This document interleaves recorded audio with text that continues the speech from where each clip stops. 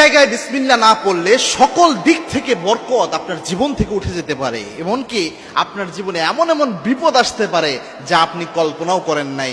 এমনি সব জায়গায় সব ভালো কাজের শুরুতেই তো ন্যাচারালি বিসমিল্লাহ পড়তে হয়, এটা আল্লাহ রাব্বুল আলামিনের বিধান এবং এটা সুন্নতি পদ্ধতি।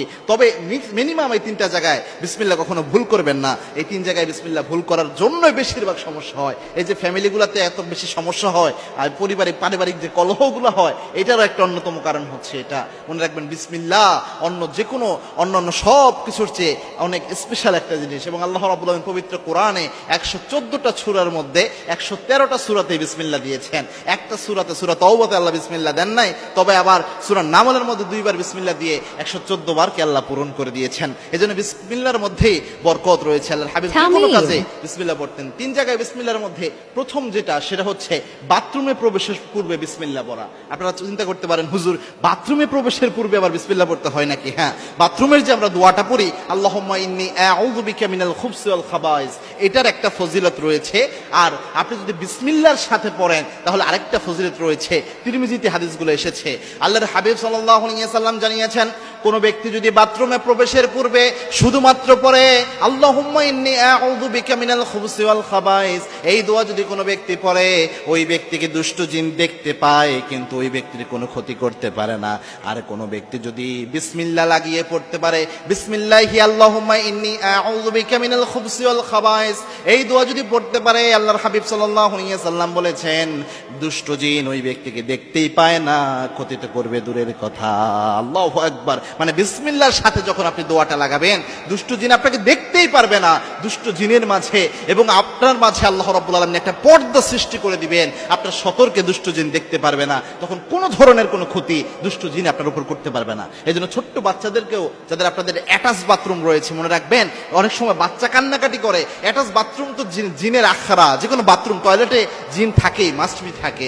এজন্য চেষ্টা করবেন বাচ্চাদের ঘরে বাথরুমে প্রবেশ করানোর সময় প্রথমে এই দোয়াটা শিক্ষা দেওয়া, বিসমিল্লাহি আল্লাহুম্মা ইন্নী আউযু বিকা মিনাল খুবসি ওয়াল খাবাইস, এটা পড়ে তারপরে যেন প্রবেশ করে।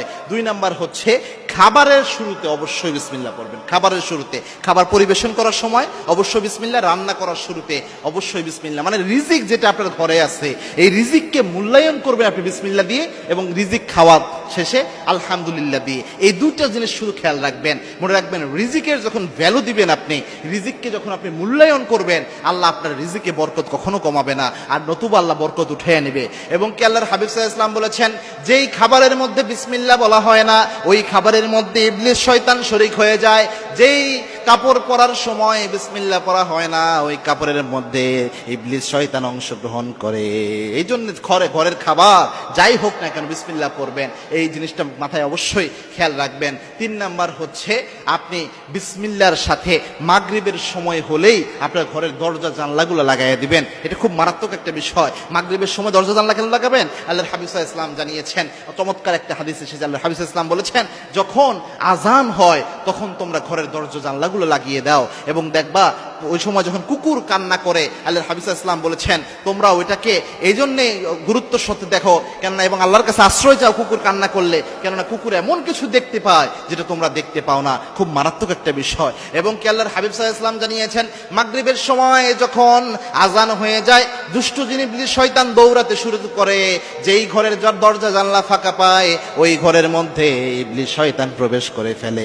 এই জন্য যখনই মাগরিবের সময় হবে, পড়তে হবে বিসমিল্লাহি তাওয়াক্কালতু আলাল্লাহ, এটা বলে ওই সময় দরজা জানলা লাগিয়ে দিতে হবে। এটা খুব গুরুত্বপূর্ণ। এই 3 সময় অবশ্যই বিসমিল্লাহ পড়বেন। পাশাপাশি অনেক জায়গা রয়েছে, যেমন ঘর থেকে বের হওয়ার যাওয়ার সময় বিসমিল্লাহি তাওয়াক্কালতু আলাল্লাহ ওয়ালা হাওলা ওয়ালা কুওয়াতা ইল্লা বিল্লাহ, এই দোয়া তো অবশ্যই পড়বেন। এরপরে সব ভালো কাজের শুরুতে বিসমিল্লাহ পড়বেন। এগুলো তো আছেই, মিনিমাম এই 3টা জায়গা কখনো মিস করবেন না ইনশাআল্লাহ। 5 সেকেন্ডের একটি দোয়া একবার পড়লে 7000 দিন পর্যন্ত ফেরেশতারা আপনার জন্য সব লিখতে থাকবে। সেটা হচ্ছে জাযাল্লাহু আন্না মুহাম্মাদাম মা হুয়া আহলু। এই ছোট্ট একটা দোয়া পড়তে 5 সেকেন্ড সময়ও লাগবে না। এই ছোট্ট একটা দোয়া যদি কোনো ব্যক্তি একবার পড়ে, 70,000 ফেরেশতা তার জন্য 7000 দিন পর্যন্ত সব লিখতে থাকে।